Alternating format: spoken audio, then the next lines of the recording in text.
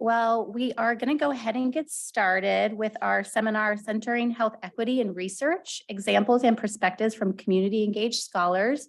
It's great to see a lot of folks online, and we have some folks here in person. This will be an exciting hybrid event, so hopefully it goes successful, and just be patient with us if we encounter any hiccups. So I just want to welcome everyone. I'm Dana Carroll, and I'm assistant professor in the Division of Environmental Health Sciences. And welcome everyone to our Health Equity Seminar Series, which is jointly being hosted by our division and the School of Public Health Diversity, Equity, and Inclusion team.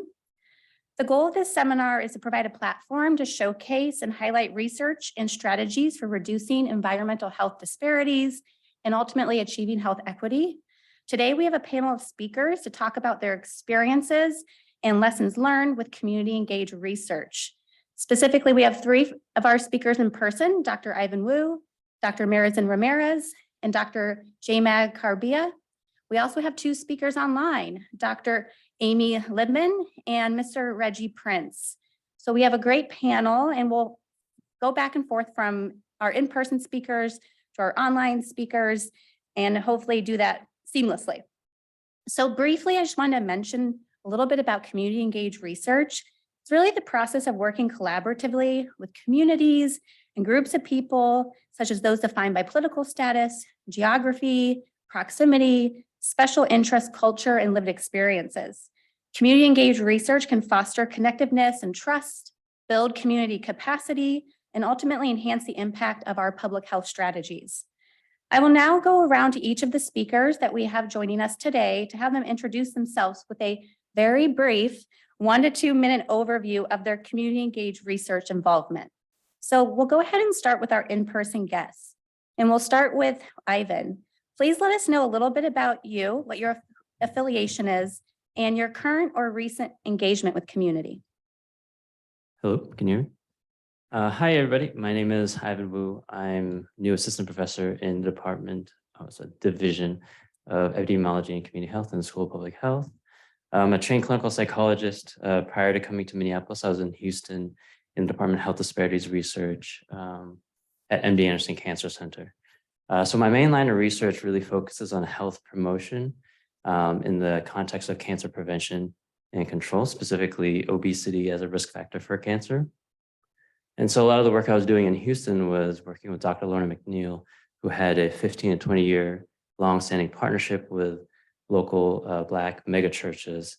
And my research was around how to promote sleep as a way of weight management and weight loss in the context of cancer prevention. So we know that diet and physical activity are kind of the main areas that people focus on in lifestyle promotion areas. And when I started at MD Anderson, while working with the team, learned that there was this whole area around sleep and metabolism and weight that wasn't being studied or addressed. And being a trained clinical psychologist, I was bridging my clinical skills and developing and culturally adapting a sleep intervention for the Black community in Houston. And so coming here to Minneapolis, I'm continuing that work, hopefully working closely with folks from faith-based organizations in Minneapolis.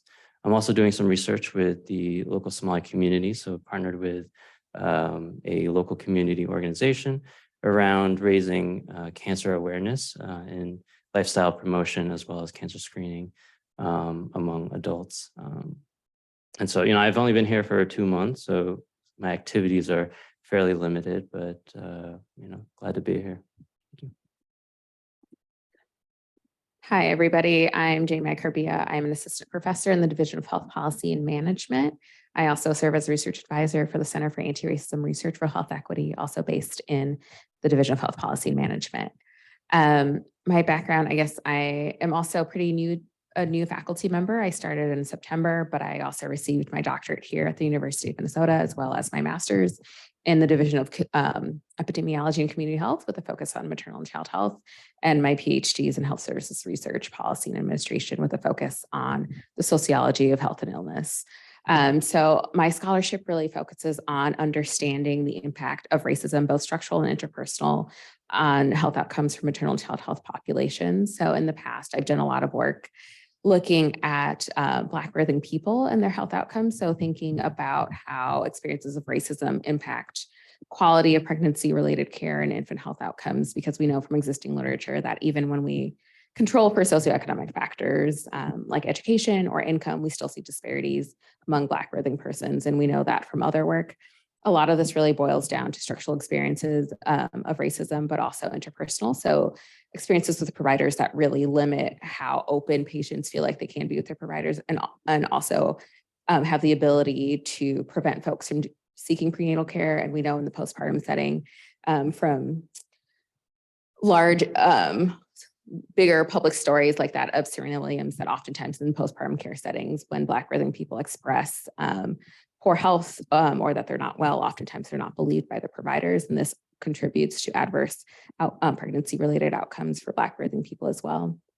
I've been in the Twin Cities for about 7 years and have done a range of community engaged work. So as a master's student, I worked with Isaroon, which is a Somali-led organization on their doula training initiatives.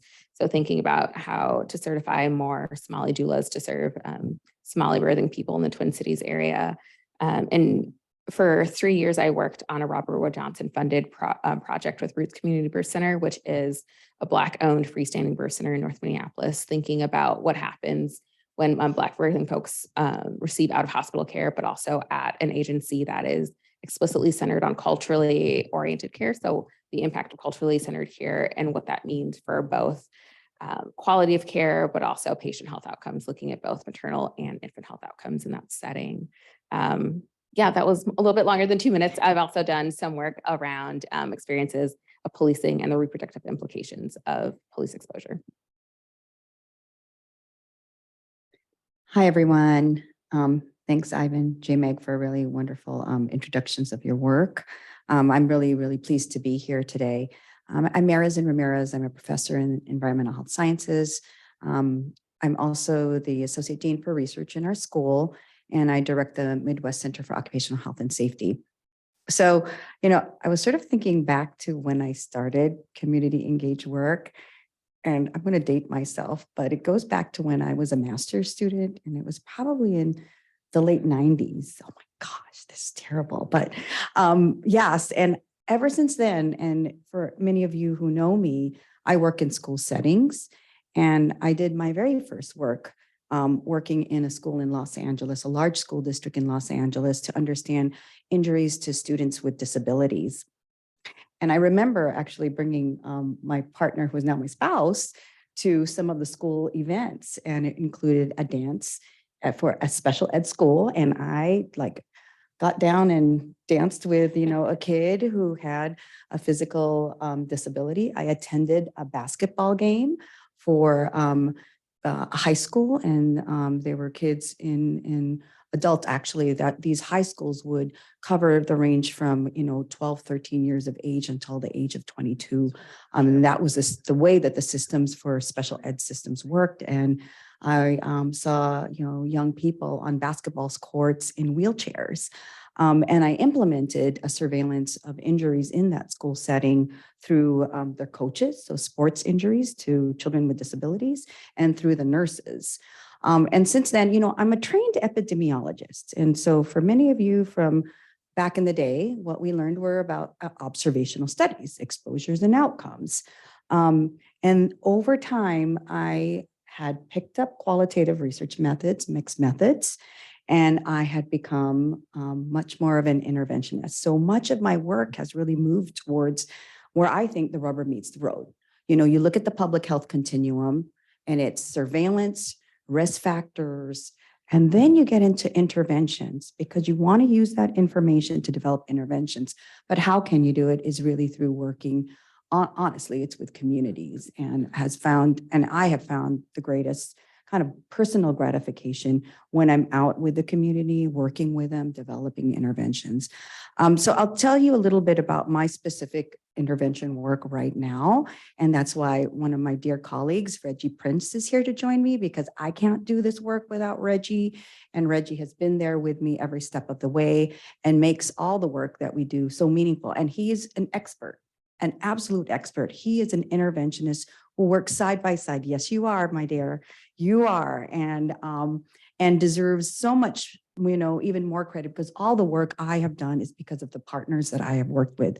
I'm a scientist, so and Reggie knows this, we're going to put the projects together and design the statistics and design not the interventions, but design how we're going to study the effectiveness of these interventions. And so what I'm doing right now, and it's been a line of work in which I've worked with schools over the years. I'm really interested in injuries and violence because, by the time a child reaches adulthood, or by the time children reach adulthood, about 2/3 of them will have experienced a traumatizing event. And where is that we are going to see children with trauma? It's at schools. Okay, it's in the home environment and it's at schools. And so that has been the reason why I've worked in schools. And, we talked about, sort of our experiences with disasters. So I remember the flood of 2007 in the state of Iowa. And when that flood hit, one school district was badly impacted by that flood. So I got some pilot work with them. We had a pilot study, and it was the first study that I know of that actually tested a program of psychological first aid to support children who had trauma. So there are studies out there, but ours was the first, and it's a small pilot study with a little bit of money to be able to evaluate what's the impact on the children, not the knowledge or the self-efficacy of those who received psychological first aid training, but are we making an impact on the students and their mental health outcomes? And so from there, that program, we brought it to a hospital environment, and then I was funded by PCORI for that study. And we implemented, again, psychological first aid and with parents. And then after the Newtown shootings, the Department of Justice and Department of Education provided funds for school districts to work with university partners. So I was the university partner, but the school actually got 2/3 of the funds for this program in which we implemented. And so that study, that's been almost done. It's in Iowa. So I'm here in Minnesota, and that's still ongoing in Iowa. Because once I work with you, I never let you go. So Reggie, you're going to know this. It's a lifelong relationship here. And then when I moved here to Minnesota, we got this NIH grant, NIMHD grant, to then take the same program of psychological first aid and focus on children of color, BIPOC children, and train teachers on how to address racial microaggressions that occur in schools. So it is actually through my work with Reggie that we've been able to truly develop an intervention, tailor that intervention to the schools that we are working with. So I'm sorry if I also went over 2 minutes, but thank you again. And thank you, Reggie, for being here and always being a wonderful partner with me. Thank you, Marison. And that actually would be a perfect segue to Reggie. If you can introduce yourself and elaborate a little bit about your perspective of the work that you do. Okay, I don't know if I can live up to what you just said, but I get close enough for government work. So my name is Reggie Prince. I'm the vice president of a nonprofit that started about 6 years ago that works in the community. And our role within that is to really address the disparity in overrepresentation of African Americans in special education, and in particular, the EBD label, right? I don't know what you know about it, but it's pretty much the beginning of the school to prison pipeline. You're twice as likely to be homeless or justice involved in some kind of treatment program if you have that label. I think only 40% of them actually graduate from college, of which less than 10% matriculate on anything further, graduate from high school, sorry, and less than 10% matriculate on to any kind of additional learning. So basically, it dooms you. Well, the tragedy is here in the state of Minnesota, we label Black boys as that at 5 times the national average. So my agency works in the community, in several communities, with the students. We actually take them and teach them how to self-regulate. Some of it we do through cognitive behavioral intervention based on age and capacity. With the younger kids, it's more behavioral modification, but we teach them how to show up so they can actually participate and be active in the class. We also work with the parents and teach them how to advocate for their children in an appropriate way, right? I mean, often what ends up happening is the passion that they have wanting to stand up for their kids leads them to be banned from school half the time because they go in and they just get out of pocket sometimes. So we teach them through a lot of role play how to be able to advocate for their kids. We work with the different organizations to help them understand their rights completely. And if necessary, we'll even attend the meetings. But in that, we don't take away their agency or authority. Any support we offer is through their permission to make sure that the school knows that the parent is a final authority for their child. But we also work with schools. We teach them how to work with kids. We don't say Black kids, because often what we do is we say that and somehow they're different from others. No, they're not. They're just kids, right? You just need to learn how to work with kids effectively. And sometimes that's cross-culturally. So we've done that in quite a few areas. And my work with Marizon is through the Link 2 project. And in essence, what she does there is, I think, essential. We teach people, like school staff members, how to become resources, like an oasis for children when they experience those microaggressions. We really emphasize you're not trying to fix things and you're not trying to correct things. You're just being a supportive, empathic person so that child can have that space to be able to feel accepted. And then from there, whatever referrals may come out of that. But we've been doing this. I've been with her now since she came to Minnesota. And I would say that the overall impact of it all has been watching the culture of the school change as those just handful of people that we work with take out what we've taught them and just demonstrate it in front of other people. Great. Thank you, Reggie. And last but not least, Amy, tell us a little bit about yourself. Hi, good afternoon, everyone. It's a pleasure to be here. Thanks for my co-panelists here. It's really interesting hearing about your backgrounds and what you're up to.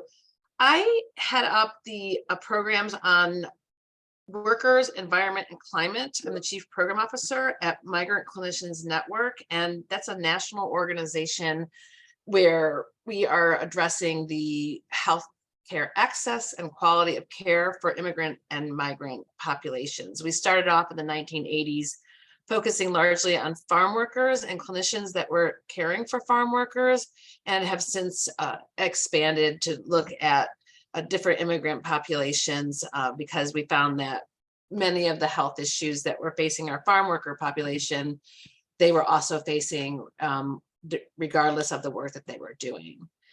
So my work has been kind of not all over the map. It's really focused on worker health and safety, the environment, and the climate for the past 30 years. I got my start on the border of the US-Mexico border, where I did some of the first environmental health-focused promotor de salud or community health worker programs in the US, working in communities that didn't have any running water or sewage. And I learned an incredible amount just fresh out of grad school in this job, mostly from the community members who taught me a lot about what it meant to do community work, what it meant to do research in the community.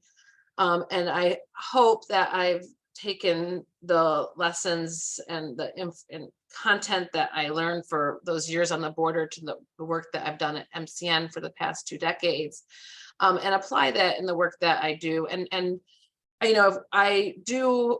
I'm more of a practitioner. I'm more, I think, kind of in Reggie's camp than the professors. But I do engage in a lot of different types of research to achieve our mission, which our mission is to look at the practical solutions at the intersection of migration, health, and vulnerability.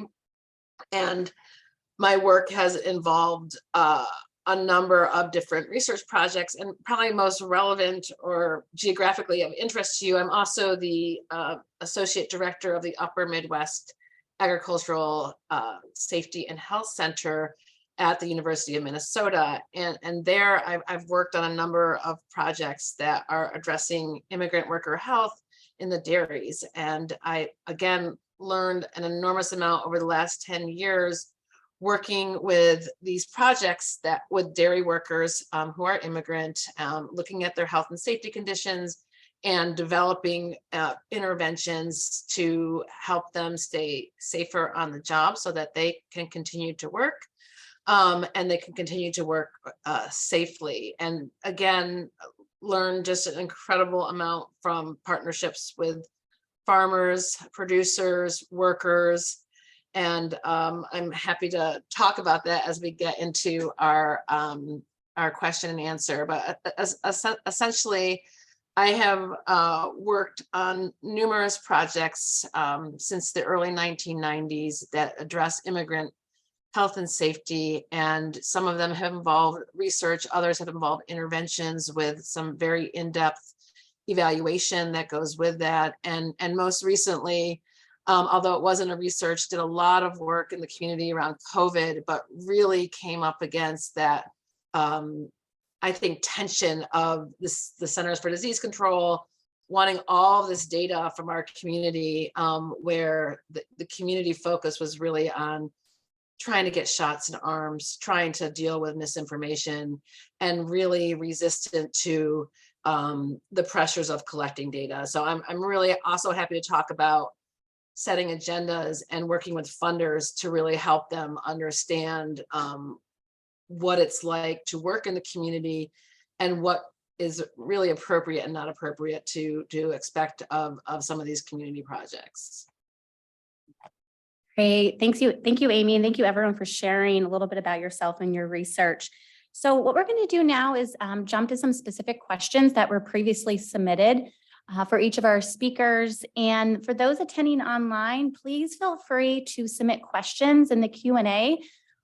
And this is also for the in-person audience. We'll have an opportunity for new questions to come in and be answered at the closer to the end. So with that, the first question I'm going to actually address to JMEG, starting back at the beginning here. So how can researchers actively work to prevent harm to or place undue burden on communities with whom we're trying to engage with? Yeah, I think that's a very good and very difficult question. And an essential part of that is to name the tension that exists, I think, between the work that we do and what our obligations are as researchers. I think Amy alluded to this, right? What we think is important as researchers may not reflect community priorities, and just being upfront about the power imbalance, but also the difference in needs within partnerships.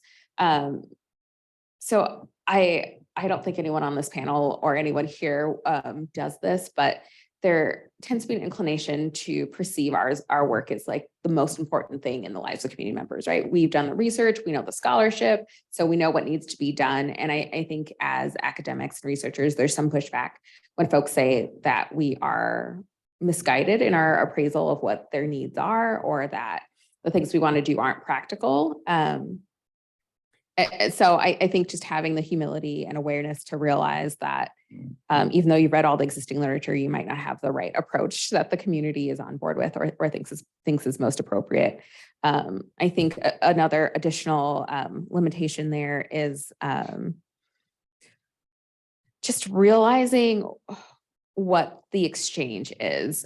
We have a certain currency as researchers, and those are publications, that's funding, that's et cetera. And it's really easy to just think about, oh, I can get X number of publications from this group without really realizing what it means to be in a university community, right? You're not the only researcher who's interested in this population. You're not the only one that's reaching out to these organizations. There's a huge burden placed, especially on communities of color or vulnerable populations. So thinking about what are you returning to community, if anything, and really being transparent about, here are the things that I'm receiving from community. If this is an authentic partnership, what am I then giving back to community, I think is an important consideration.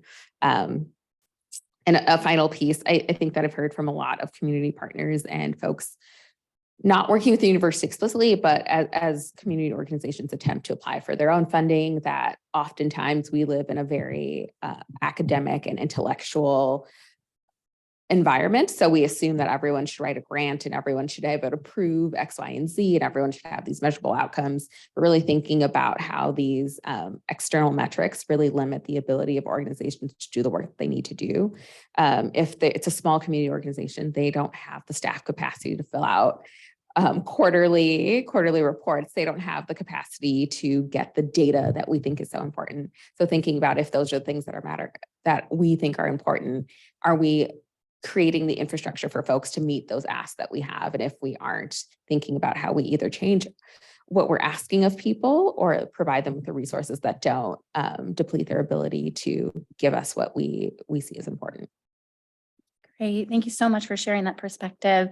And Reggie, I would also like to address this question to you, given your role as a community partner. So how can we work to prevent harm or to place undue burden on communities that we're working to engage with?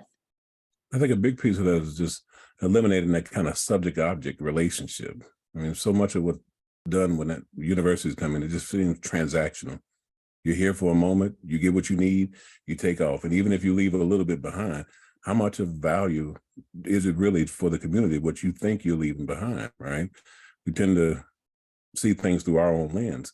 I think about an experiment or something that still exists, I won't say which community, that was done by a university where they went in, they built a beautiful facility, they went and said all the right things initially, but they just wanted to be able to examine outcomes, right? So it was really transactional. There's no relationship built. There's no humanity in the process. And even though this is a wonderful facility that's filled with staff, very few members from that community go into it to take advantage of any resources that they might have left behind. And many of them reported it's just, they feel like they're being worked on instead of worked with, right? So if you're going to engage at a human level. It can't just be this idea of, I know what I need to get, right? And one thing that the previous person spoke to, understand whatever program or intervention that you're putting in place. I mean, I think about what Dr. Ramirez does, sorry. She attends every training. She knows what her intervention is. She actually sits with the people who learn the intervention and provides it, right? And so she understands the humanity of whatever you're asking people to do so that you can get your information.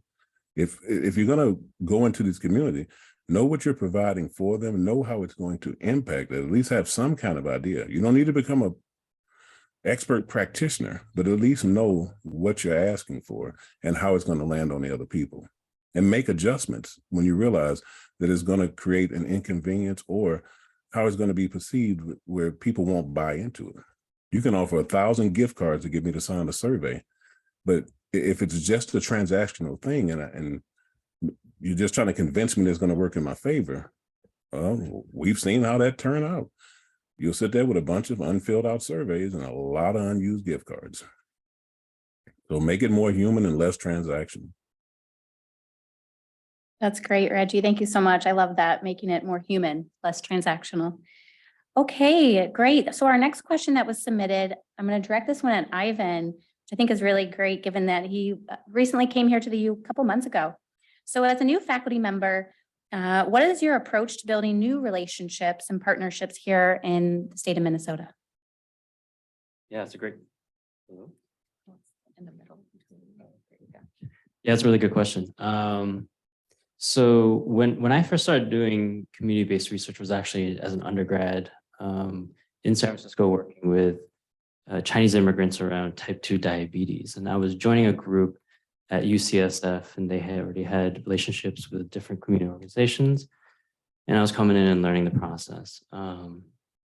Through grad school, I didn't have too much opportunity to engage in community work, but a lot of my work was working with individual patients and clients around adapting existing interventions, which are very Eurocentric for whatever background, cultural group they belong to. At MD Anderson in Houston, I joined a group that had, again, a very long-term relationship with Black churches. And my hope is to continue that work here in Minneapolis. And so when I think about how to start, for those who are interested in starting, you got to know your CBPR principles, the community-based participatory research principles. Having that foundational perspective will give you a groundwork for how to even begin thinking about doing the work. I think the second one, there's three that come to mind. The second one is being humble.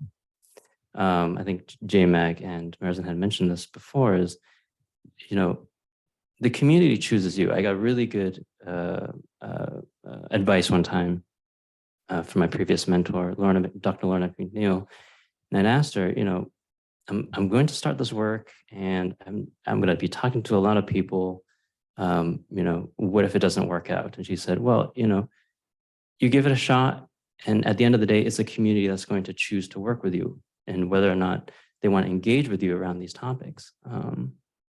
And so realizing that although you do have the academic knowledge and, the method background, that when you go into the community, they have their own set of priorities and agenda, and, they may or may not align. And the idea is to, go in with an open mind and meet different people and talk to different people.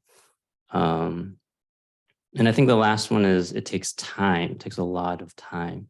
And I think you have to think about, even before you begin engaging this work, does it make sense for the timeline that you have, right? But when I start thinking about engaging with the different community partners that I'm engaging with is, do I have the time and the bandwidth, if this works out, to continue doing the work, right? Before I even think about this conversation with them, I'm already trying to assess, do I have time to continue doing this? Because once you start that ball rolling, it's a relationship, right? And whether that works out or not, I think time will tell. But I think you have to be very practical and very thoughtful about who you engage with, how you engage with them, and what you can bring to the table, and being very explicit about those types of things. So here in Minneapolis, I'm working closely with a community organization in the Cedar Riverside area. And, luckily it was a friend that I've had, one of the leaders is a friend that I've known for many, many years, 10 years now. We went to grad school together. And so that's one way to bridge a relationship. Another one is I'm trying to reach out to Black churches and Black faith-based organizations. And so working with and identifying folks in the academic community who might have relationships already, right? And seeing, is there ways we can collaborate? Are there ways we can mitigate the harm by overburdening, right? The community with too many requests. So kind of consolidating efforts, being more efficient in that manner. But, at the end of the day, it takes, you can't do it yourself. And I think, it's, Reggie and Amy, their work of folks who are boots on the ground. I mean, some of the research I've been doing can't be done without the folks who are on the ground level doing the work. And I think those are some things that I think about starting my research here in Minneapolis. Great, thank you. And it will be exciting to watch that unfold, Ivan. So my next question is going to be directed toward Amy. So Amy, you talked a little bit about your work on a national level. So how do you engage with community on a regional or national level?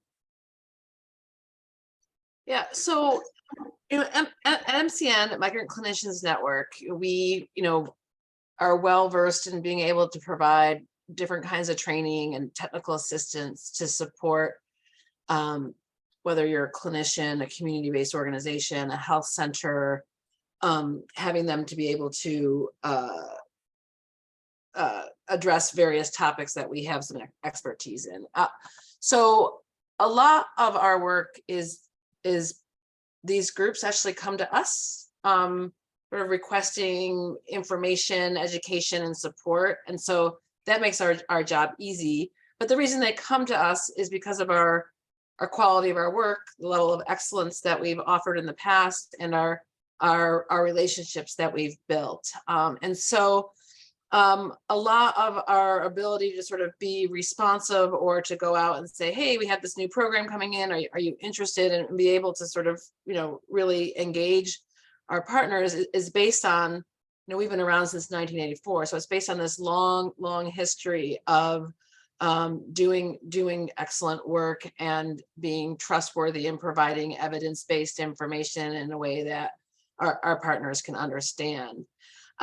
But that said, that we're a national organization, and what might work really well on the border in El Paso might not work so well in Minneapolis or St. Paul. And so in the way that we do a lot of our work, it involves sort of this ongoing sort of bidirectional relationship and communicating and doing, in some essence, it's more formal. There's a needs assessment that can be done, or some kind of, initial way to gather information about what's wanted, what's needed. And, during COVID, most recently, COVID success, like when you were successful in getting shots in arms during COVID, it had to do with sort of trusted messengers, relationships directly in the community. And so we're this national organization, right? How does that work?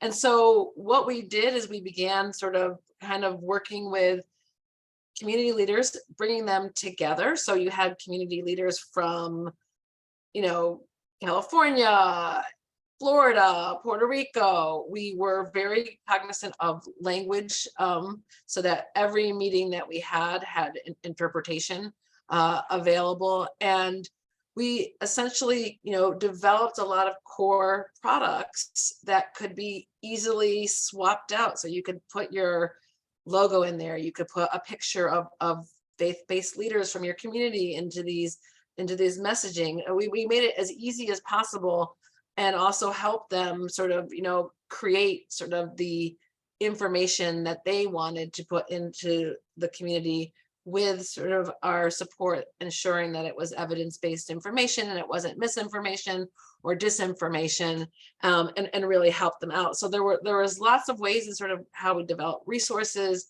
how we communicated, how we brought our partners together to share and exchange that information.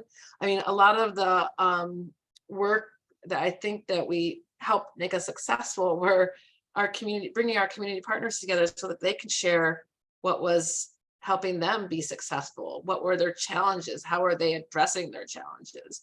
We had groups that were doing vaccine events in rural areas of the South, and they were surrounded by people carrying Confederate flags. How do we keep our health promotoras safe?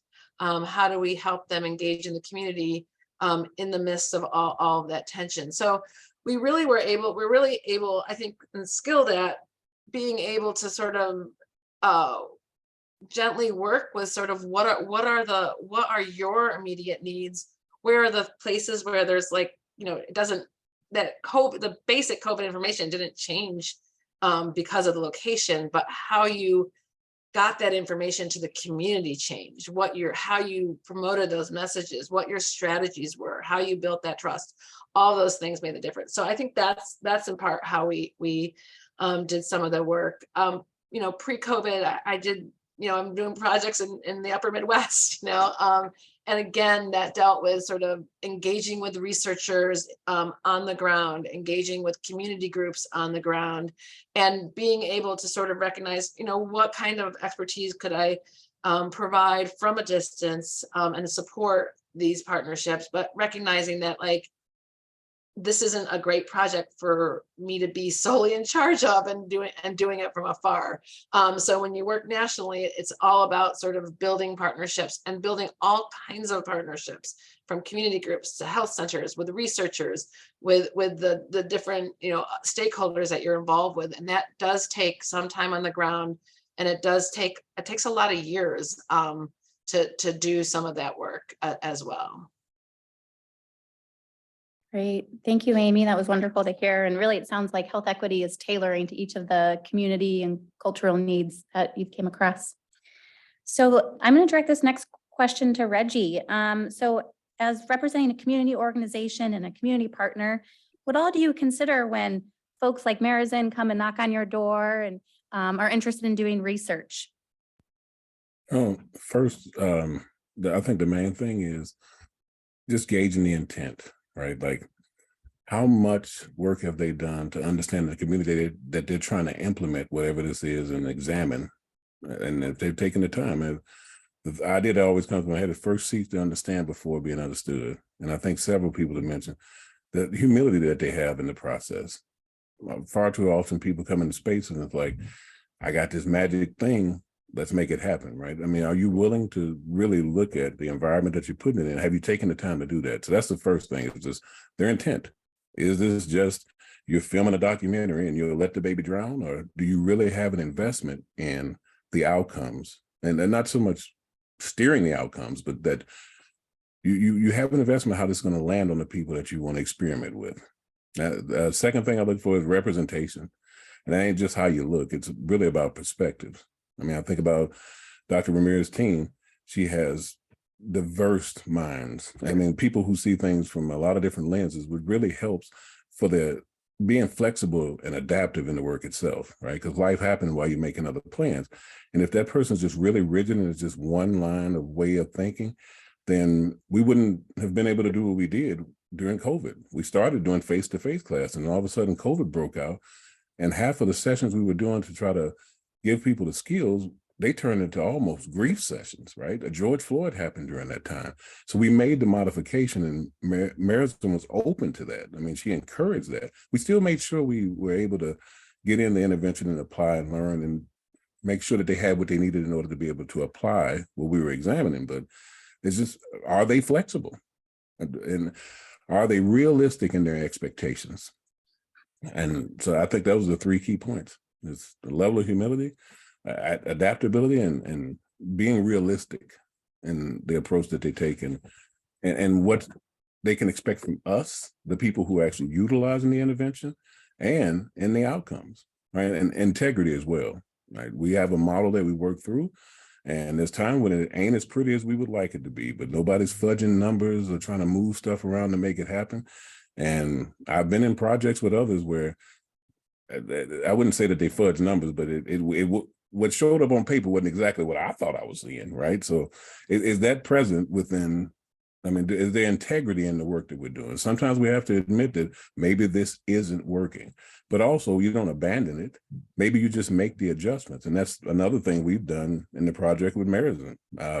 We realized we had to go to virtual training. There was some elements of the training as well that didn't land on people a certain way. So we still were able to provide them the skills they needed, but 2 and 2 = 4. So does 3 + 1, right? And just that flexibility within it really, if people have those elements, then I'll break my back for you. I'll run to whatever course you want me to. And it's easily perceived. I mean, when you're on the other side and when you're working with someone, those elements come out pretty fast in most projects because, like I said, life happening while you're making other plans. And that flexibility is going to be needed early on. Can I underscore something that Reggie just said that I think is super important about the flexibility? And I think the other panelists have alluded to it too in some of their discussions, but I think that flexibility is so important. When we were doing work in rural Minnesota and rural Wisconsin, we were talking to workers who were recent immigrants. Kind of just imagine coming from rural Mexico to rural Minnesota, rural Wisconsin, not speaking the language, and really, wanting to keep your job and wanting to send money back home so that your families can survive. And so we were doing a training intervention, which we were then doing research on, and the trainer was amazing. But in many cases, she was like the first bilingual person that the workers that we were working with had interacted with. So they had questions about, childcare, healthcare, letters from schools that they needed help with interpretation. And we did all of that. Like, we wanted to do a worker health and safety program, but in order to do our worker health and safety program, we had to respond to all of these requests, that we never put through an IRB, and just simply did it because you have to be flexible and recognize that some of the needs are just so different from what you're after, and why they really wanted a worker health and safety training. They didn't get any training in worker health and safety. They loved the program. They also had all these other needs that they needed addressed. Now, we couldn't sort of be everything to everyone, but we could help refer them to resources, do a little interpretation and translation on the spot, help with some of those things. And I think that flexibility is really key to doing any kind of work in the community, and really making sure that you build that into your timeline. And the last thing I'll say about that is it increases the buy-in of the people who you're serving and that you're observing. When they see that you recognize and are willing to make the adjustments and the accommodations so that that their needs are met. And like you said, you can't meet everybody's needs, but just the recognition, being aware and discussing it, it increased a lot of buy-in in the programs we were dealing with in the schools we were in. Great, great. Thank you both for sharing. And I think to echo just really the humility piece is so important. And if I can do a brief shout out, one of our professors, Dr. Linda Frizzell, teaches a cultural humility class within the American Indian Health and Wellness minor. And this coming semester, there's a record enrollment for that class, which is just super, super awesome to know that that is a priority for a lot of our students. So that will be great to see how that continues. Okay, going over to Marizon. And I want to also, please, if you are online, after this question, we'll turn over to see if folks in person have any questions, and then we can also entertain any submitted through the Q&A. So if you're online and have a burning question, please go ahead and submit. So Marizon, what are ways graduate students can get involved with community engaged research while in their program? Before I answer that question, I know that Baunia Zhang, who is our community engagement coordinator, is on. So just a shout out to Baunia, because all of the work that we do, of course, we are a village, right? And a village of diverse perspectives.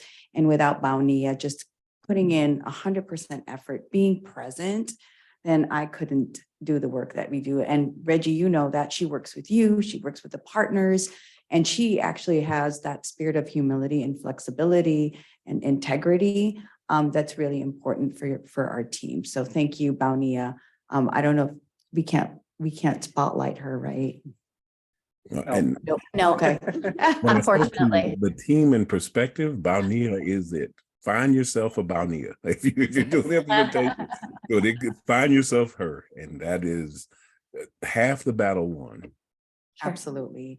And, and also the partners from, I'd say across the state, we have people from Bemidji and Cass Lake and Robbinsdale and Roseville and Brooklyn Center. I mean, and we were there, I think Baunia, you were there more, but we were at schools and at places at least a dozen times since September. And that means I have to be there. I have to be there, or else it's not authentic. So thank you, Baunia. So back to ways in which graduate students can get involved in community-based research. I think we can also speak to some of these strategies, but Ivan, you mentioned CPBR methods, and that immediately is really immerse yourself in literature opportunities to take courses like Linda Frizzell's course.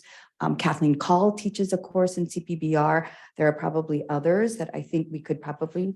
Kathy Jordan, I think, used to teach a course. But yeah. Okay, Kathy Jordan, and she's out of the Institute on the Environment and has really just expertise in community engagement. I'd say also reading the literature is really important too. But nothing also really amounts to the opportunity to work on the ground with an advisor, a mentor, another PhD student who may be doing community engaged work. I actually tried to offer any opportunity that I have to all of the students in the division. I think I've sent communications that said, I'm going to a school, we're doing some recruitment events. CABs. So anybody know what a CAB or SAB, they also say stakeholder advisory boards, community advisory board. Anybody gone? Have anybody here gone to any of these events?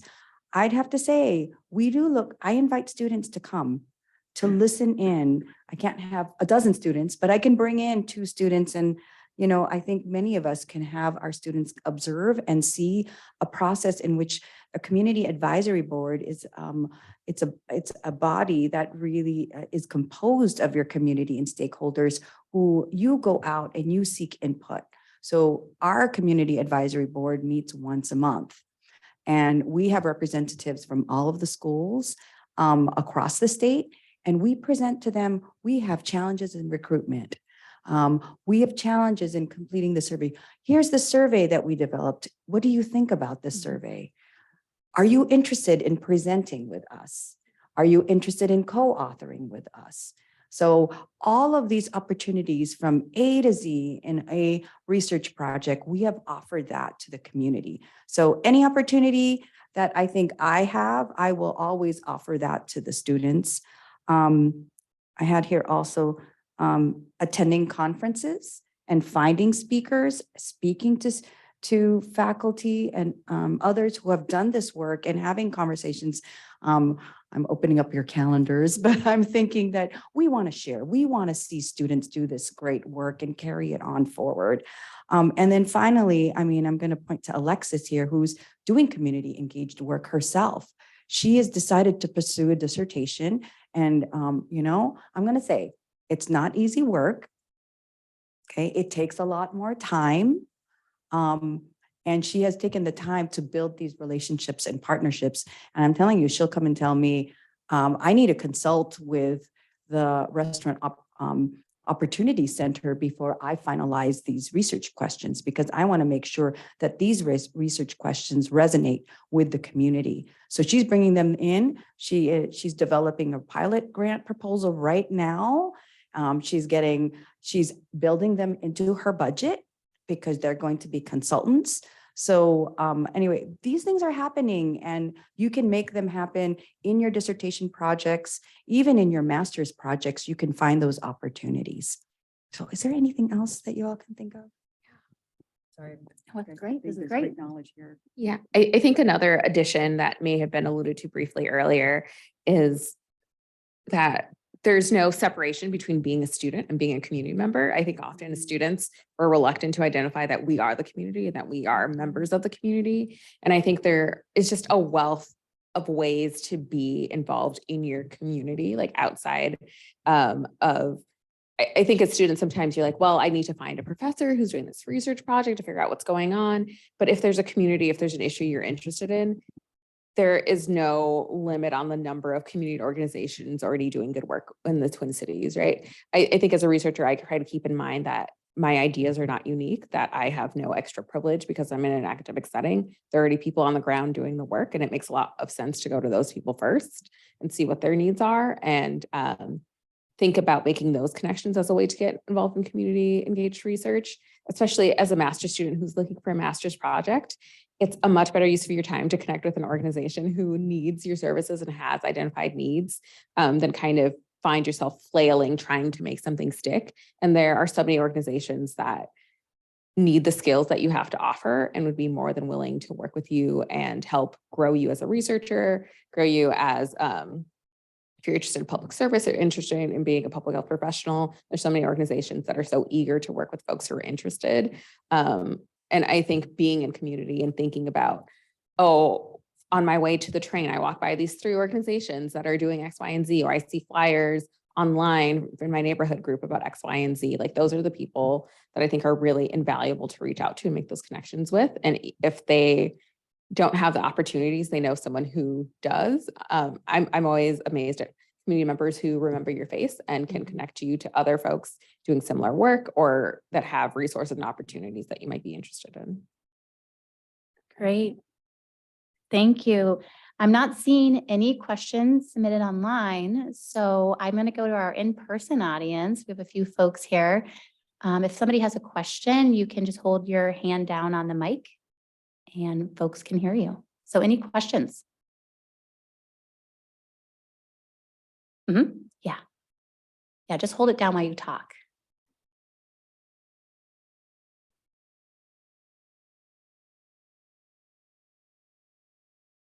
So thank you, all of the members that have presented. So I had a question in regards to flexibility, and really flexibility when your community partners need to change maybe the projection of the scope of the project, and how you communicate that to your funders and stakeholders that are also involved in that project.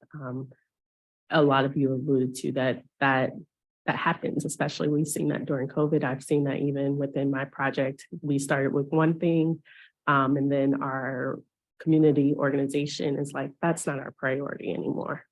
And so we need to change what our aims or our objectives are of the study. So how do you communicate that? And that can go to anyone.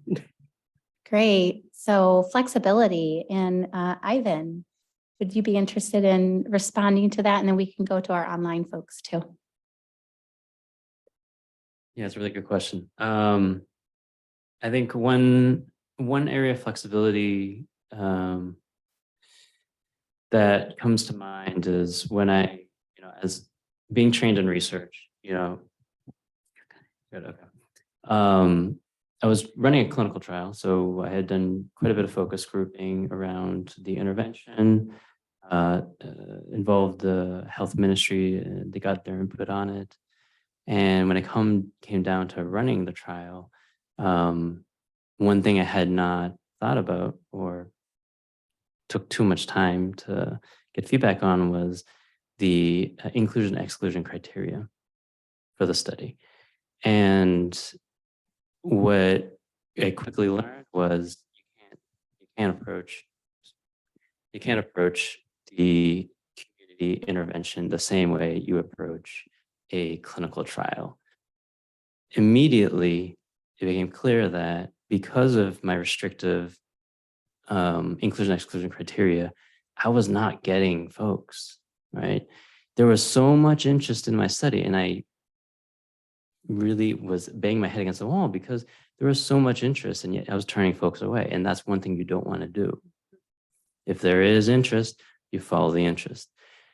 And so IRB can be a thing and can be a barrier, but sometimes it can be helpful. So hopefully my experience so far with Minneapolis or Minnesota has been a flexible IRB, is I had to really quickly change the exclusion-inclusion criteria, broaden it out, right? Now, from a scientific point, you may not get the clear signal in terms of my intervention for this trial, but I was getting folks into the study that needed the help, and that was the main issue, right? And so I think you have to think about when you're doing the research, you really have to bring it down to a pragmatic level with the community, and that's where the flexibility came in. At least for me, when you asked that question, that's where it came. That's what comes up is, these inclusion-exclusion criteria too, at least for those of us doing clinical interventions, can actually increase disparities because now we don't have folks getting into clinical trials. And I think a lot about this from a cancer center perspective is we have all these great cancer clinical trials running, but we don't have enough representation from minority groups, and there's a reason for that. Great. Does anybody else want to respond? And I see Reggie, go ahead, your hand's raised, and then we'll wrap up because we're almost at 3, believe it or not. Everything he just said, and just be transparent, right? You don't have to throw yourself on the sword and act as if you did something wrong. Again, life happens while you're making other plans. But if you're making modifications and you're not being transparent with the stakeholders who allowed you into that space, then it's not going to come across. It's going to come across as something adverse or something negative. So just be transparent, be honest about it, and sit down with the individuals and explain why the modification is needed, get their input, because it might enhance the flexibility of the modification you make. But it's not like some surprise party, right? It shouldn't be one for the people that are actually experiencing it. So transparency is the best way. I mean, at least in my opinion, in my experience. Yeah, and just one last point on that too is, I think Reggie's talking about the flexibility in terms of community, but we have spent a lot of time going back to funders and just sort of saying what you are asking for is not okay, not reasonable. We don't really say it like that, but we just we're transparent with our funders as well. And during COVID, we said we'll try to get some of the information that you're asking us to get, but really here's what we're up against. Here's our priority. What's your priority? Would you rather us spend the time sort of turning people off by asking them 1,000 questions about their ethnic and racial background and the language that they speak, or would you rather get the shot in the arm? And so we push back a lot, and it takes you push back in a way that you engage your funders in conversations too. So I think that in addition to sort of working with the community and being flexible with the community and transparent, it's also really educating and partnering with funders. And although you are in sometimes a very powerless position with that, I think that if you're mission driven about the work that you do, you have to be willing to sort of stand up for your community that you're working with too, and have some kind of a compromise between the funds that you're receiving and what the needs of the community are too. Great. Thank you so much, Amy, Reggie, Marizan, Ivan, and JMAG. I certainly learned a lot, took some notes, and I just want to thank everybody for attending online and in person. If you're nearby the Health Sciences Education Center, we have snacks. So come in person to pick those up if anybody wants to travel over here. And again, thank you so much for attending.